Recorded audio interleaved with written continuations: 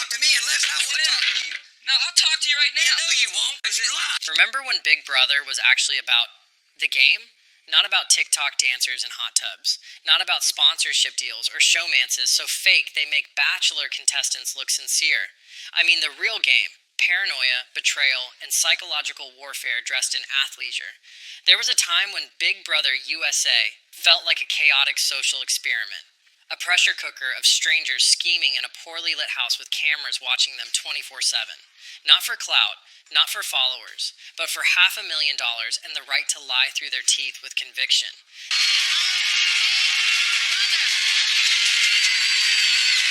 This wasn't just reality TV, it was strategy porn.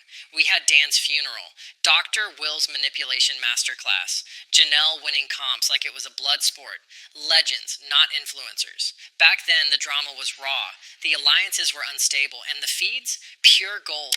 People stayed up all night refreshing Reddit threads just to watch someone microwave a burrito while plotting a blindside. Big Brother used to be unpredictable, messy, and kind of brilliant. Now, it's airbrushed, overproduced, and smells like brand deals. So what the hell happened?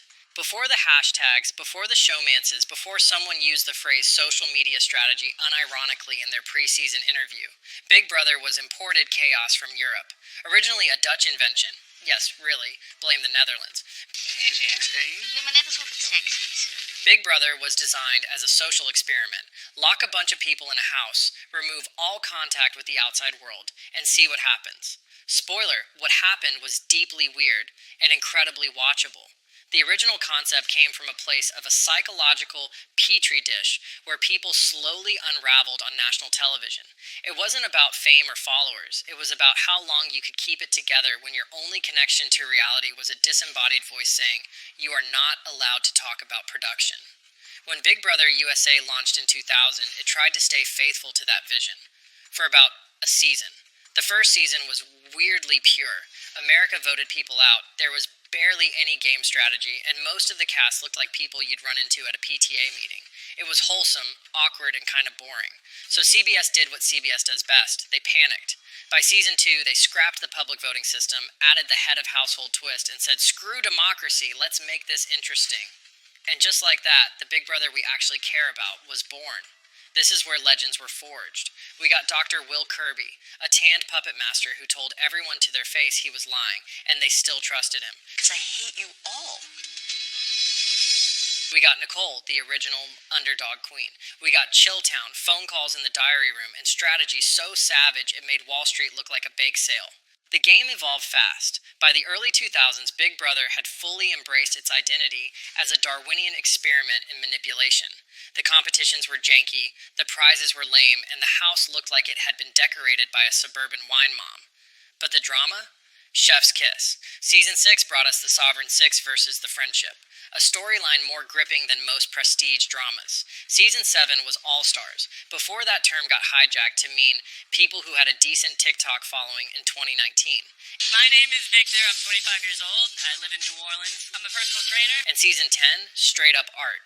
Dan Giesling entered the house a Catholic school teacher. He left a Machiavellian legend with blood on his hands and a smirk on his face. For a few golden years, Big Brother was appointment TV for people who wanted trashy entertainment and a game theory seminar. It had depth, it had unpredictability, and most important, it had 24/7 live feeds, so you could cancel your social life and start obsessing over people trapped in a house. And here's the thing, the players weren't perfect, but they were real. They said dumb things. They made messy alliances. They didn't have social media managers or pre-game brand deals. Some of them didn't even fully understand the rules, which honestly made the show better.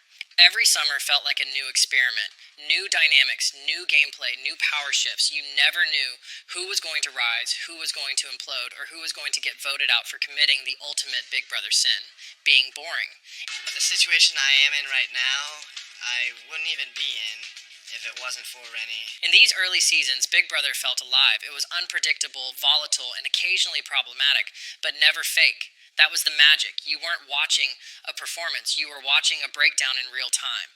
And CBS, they were loving it. Ratings were strong, feeds were addictive, forums were popping off. YouTube was flooded with fan edits and conspiracy theories about voting patterns and house guest body language. People cared. This was reality TV before it was branded reality TV. Before everyone on the cast had an online store, a podcast, or an NFT collection. It was before the era of playing for the followers. It was chaotic, unfiltered, and impossible to replicate. And of course, because this is America, we couldn't leave well enough alone. Because if there's one thing American television does best, it's ruining a good thing slowly, over time, while pretending nothing's changed. The decline didn't happen all at once. It never does. It started small, subtle, almost invisible. But the cracks were coming. Every downfall starts quietly. Not with a scandal, not with a meltdown, just a subtle shift, the kind you don't notice until it's too late. For Big Brother, that moment was when fans everywhere caught themselves thinking, wait, why does this cast look like an Instagram ad? I see resemblance to Vanessa Russo from season 17. By the 2010s, the house stopped feeling like a social experiment packed with oddballs and underdogs. Gone were the rodeo clowns, morticians, and small-town weirdos. In their place, aspiring influencers, fitness models, people whose job title was entrepreneur. But let's be honest, they were selling protein powder on TikTok. The vibe changed. Players weren't scheming to survive, they were curating a personal brand. Why blindside someone when you could respect their journey and get invited on their podcast later? Why take risks when your post-show future depended on staying likable, not on actually winning? I'm thinking to myself, damn, maybe I should have picked Paul Lee. But here's the thing, this shift didn't just come from the players. Production started meddling too. Instead of letting the game unfold naturally, they layered on twist after twist, hoping to manufacture the chaos that used to happen on its own.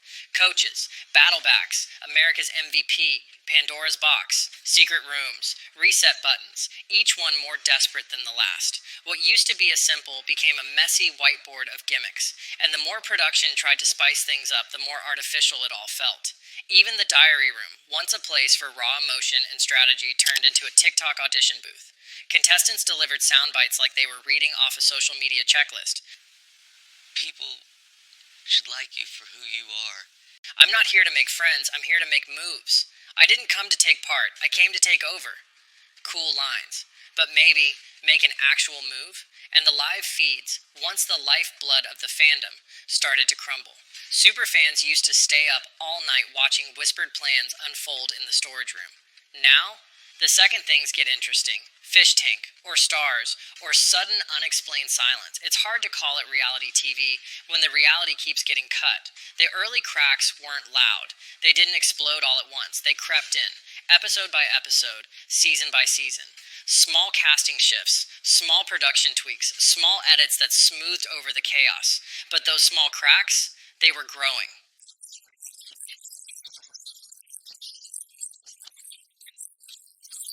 Big Brother today doesn't feel like a game anymore. It feels like a 3-month-long influencer retreat hosted inside a Las Vegas Airbnb. Every season kicks off the same way. We meet the cast, a few quirky types, 1 or 2 superfans, and an army of people whose job titles are content creator, entrepreneur, or, let's be honest, wants a Fashion Nova deal. On day 1, alliances lock in based on vibes and mirror selfies. By week 2, anyone remotely interesting or unpredictable is backdoored. By week 4, the majority alliance is steamrolling the house, and we're all stuck watching the same 6 people take protein shakes, rehearse diary room one-liners, and nod sagely about playing with integrity. And the competitions? Please, gone are the brutal endurance tests and nail-biting mental showdowns. Now we get candy-themed obstacle courses sponsored by some obscure streaming platform, edited with wacky sound effects and cartoon music. Vanessa has lost her nut. It's not Big Brother, it's Wipeout Influencer Edition. Meanwhile, the diary room has fully morphed into a cringe factory. Every soundbite is crafted like it's aiming for TikTok virality. I am the game. I didn't come here to make friends, I came to dominate. Alright guys, we've got 4 sleeps left. It's Christmas. Do you like Christmas? Yes. Sure, but dominating what exactly? A veto comp shaped like a giant foam donut. And here's the real kicker. We, the fans, see through all of it. Reddit threads roast the cast before the premiere is halfway over. Twitter's collective response to every new twist is basically, cool, now watch them waste it. TikTok edits gleefully compare chaotic old seasons to the sterile predictability of modern ones, and the difference is embarrassing. By episode 2, most of us can already predict the boot order. By jury phase, we're hate watching out of habit, not hope. Even YouTube is flooded with titles like The Downfall of Big Brother, Why BB is Unwatchable Now, Bring Back the Feeds or We Riot. Fan channels have more insight into the show's problems than the actual producers, who somehow, miraculously, keep making a game about lying, backstabbing, and manipulation feel safe. Every twist feels like it came from a brand focus group. Every cast feels like it was algorithm selected for marketability. There's no edge, no chaos, no real risk. And the ultimate irony? The very unpredictability that once made Big Brother great, the paranoia, the breakdowns, the betrayal, is now exactly what the producers are terrified of. Because unpredictability doesn't sell ad space. Tanner became head of household while host Julie Chen had plastic surgery to look less Chinese. Chaos makes sponsors nervous. Real, unscripted drama, not on brand. So what are we left with? A neutered, over-edited, influencer-infested summer filler. A show that used to make headlines and now just makes us sigh. It's no longer expect the unexpected. It's expect the alliance, the back door, the scripted diary room, the clean-cut winner, and the sponsored veto comp hosted by a CW actor you barely recognize. And then do it all again next summer. So here we are. Big Brother, once the messy, unpredictable, paranoid fever dream of reality TV, has become a polished, predictable, influencer-infested brand activation. My grandfather passed away. Oh my god, dude, are you serious, dude? A show that was once about surviving the house is now about surviving Twitter. The question is, can it be saved? Technically, sure. CBS could wake up, strip away the gimmicks, cast players for strategy instead of selfies, and let the game breathe again. Real diversity, real risks, real chaos. That's the formula. But maybe, just maybe, it's not about saving it.